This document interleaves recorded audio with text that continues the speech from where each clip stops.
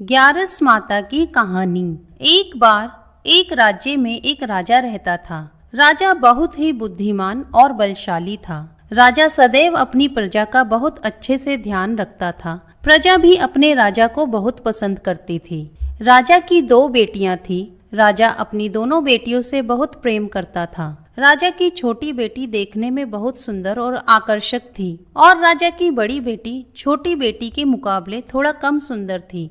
राजा की छोटी बेटी ग्यारस माता की पूजा किया करती थी और सभी लोग राजा की छोटी बेटी से बहुत प्रेम करते थे और बहुत प्रशंसा भी किया करते थे।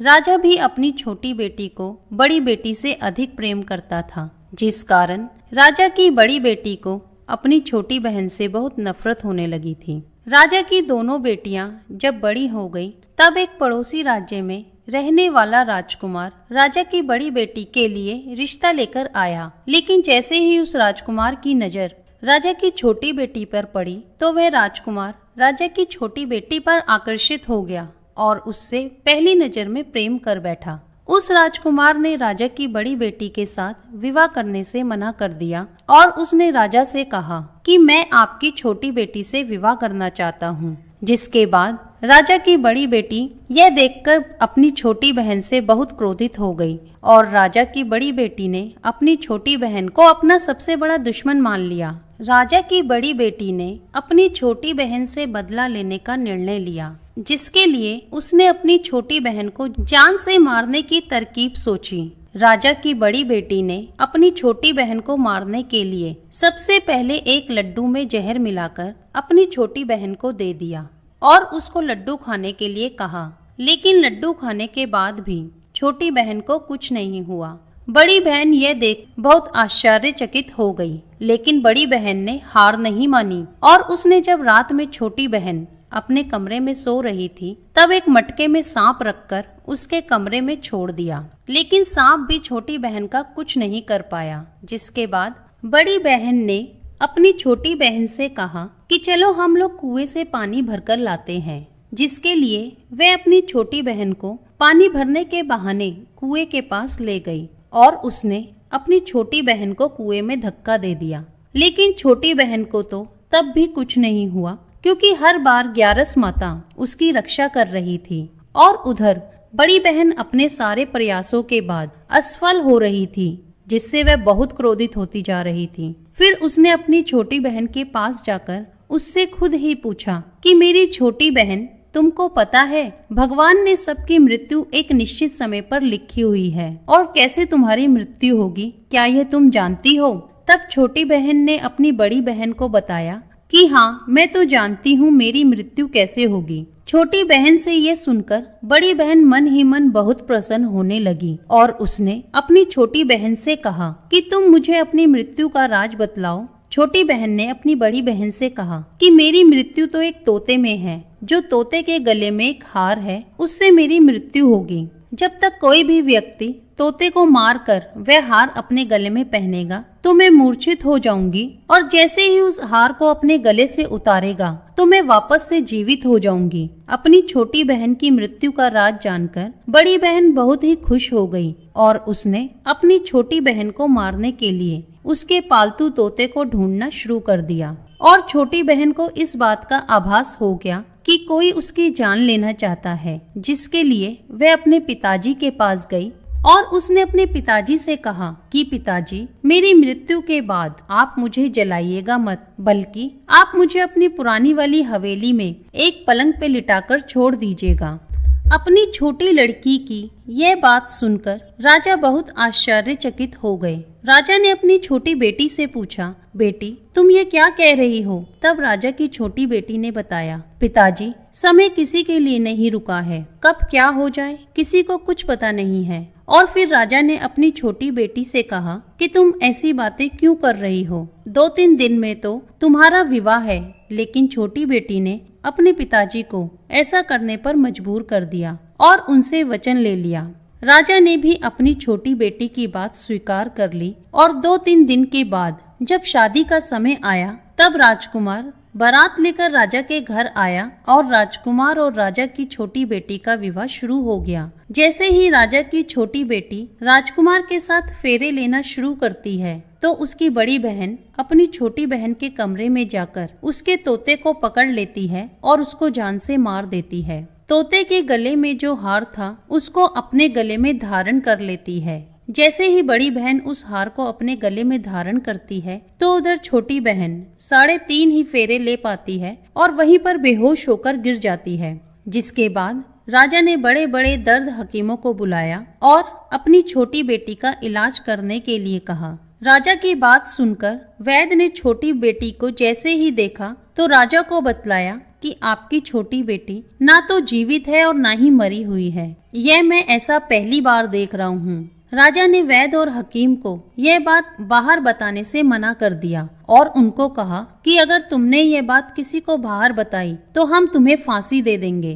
राजा ने अपनी छोटी बेटी को पुराने महल में जाकर एक पलंग पर लिटा दिया और वहां पर कुछ सैनिकों को तैनात कर दिया। राजा वापस अपने महल पर आ गया। राजा की बड़ी बेटी अपने पिताजी के पास आई और कहने लगी कि पिताजी, अगर ये शादी संपन्न नहीं हुई तो आपकी इज्जत का क्या होगा? आप कहे तो मैं आपकी इज्जत बचाने के लिए राजकुमार से शादी करने के लिए तैयार हूँ। जिसके बाद राजा ने अपनी बड़ी बेटी की बात मान ली और राजा ने बड़ी बेटी को छोटी बेटी के कपड़े पहनाकर मंडप में भेज दिया। लेकिन राजकुमार ये जान गया था कि राजा की छोटी बेटी नहीं है बल्कि ये राजा की बड़ी बेटी है। लेकिन जब राजकुमार ने शादी करने से मना किया तो सभी लोगों ने राजकुमार को विवश करके राजा की बड़ी बेटी से बचे हुए फेरों को संपन्न करा दिया और विवाह करवा दिया। जिसके बाद राजकुमार राजा की बड़ी बेटी को अपने महल ले गया।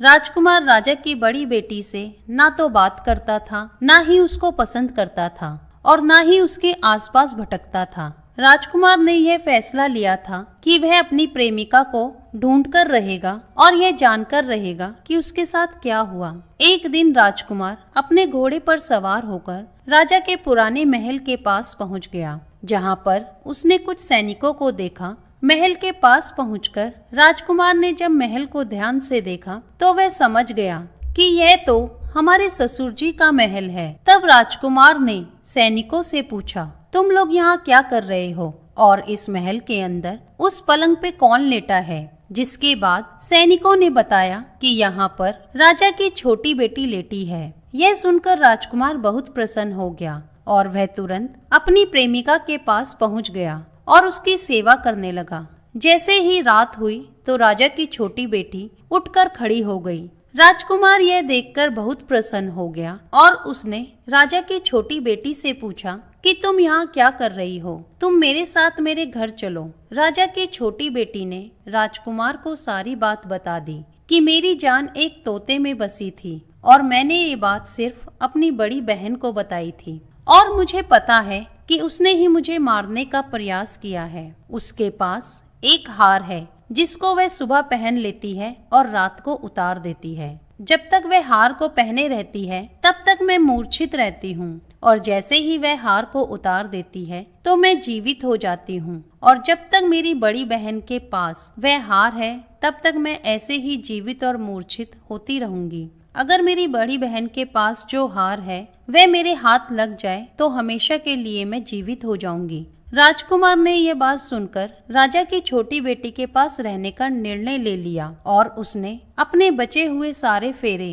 पलंग पर लेटी राजा की छोटी बेटी के साथ ले लिए और अपना विवाह पूर्ण कर लिया और वहीं पर रहने लगा। देखते ही देखते कुछ समय में राजा की छोटी बेटी और राजकुमार की पत्नी गर्भवती हो गई। एक दिन राजकुमार को किसी काम से बाहर जाना पड़ा। तब छोटी बहन के पेट में बहुत तेज से दर्द होने लगा, जिसके बाद उसने ग्यारस माता का आह्वान किया। जिसके बाद वहां पर ग्यारस माता प्रकट हुई और उन्होंने अपनी भक्त के दर्द को दूर किया और एक पुत्र की प्राप्ति करवाई। और वहीं पर अचानक से राजकुमार भी आ गया। राजकुमार ने ग्यारस माता को देखा तो वह आश्चर्यचकित हो गया और उसने तुरंत माता को प्रणाम किया और ग्यारस माता ने राजकुमार से कहा कि जब तुम्हारा पुत्र 5 वर्ष का हो जाए तो तुम अपनी पत्नी का हार लाकर इसके गले में डाल देना और देखते ही देखते राजकुमार और राजा की छोटी बेटी का पुत्र 5 वर्ष का हो जाता है। तो राजकुमार अपने बेटे से कहता है कि बेटा,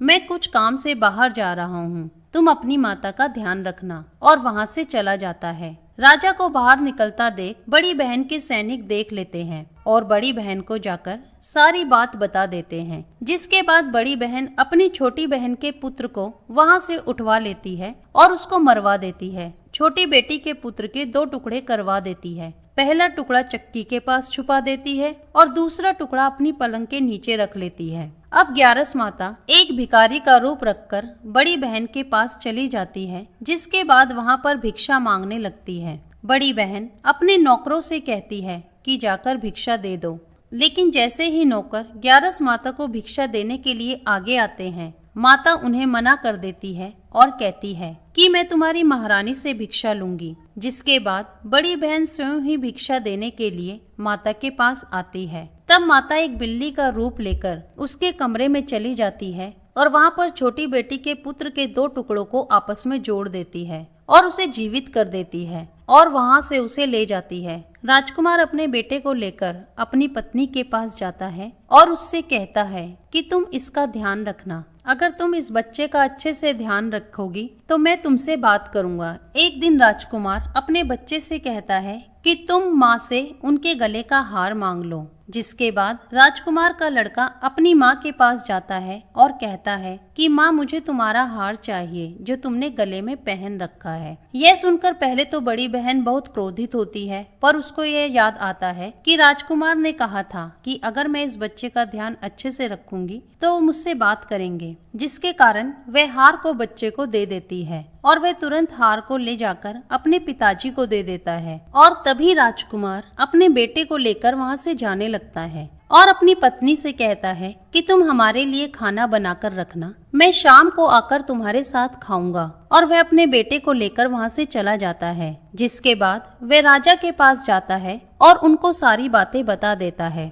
राजा अपनी बड़ी बेटी की यह करतूत सुनकर बहुत क्रोधित होते हैं और अपनी परवरिश पर ही दोष देने लगते हैं और राजकुमार को अपनी छोटी बेटी के साथ रहने के लिए आदेश देते हैं। तो हे ग्यारस माता, जैसी कृपा आपने छोटी बेटी पर करी, ऐसी कृपा सब पर करना। बोलिए ग्यारस माता की जय। अगर वीडियो पसंद आई हो तो लाइक, शेयर, कमेंट करें और चैनल को सब्सक्राइब करना ना भूलें।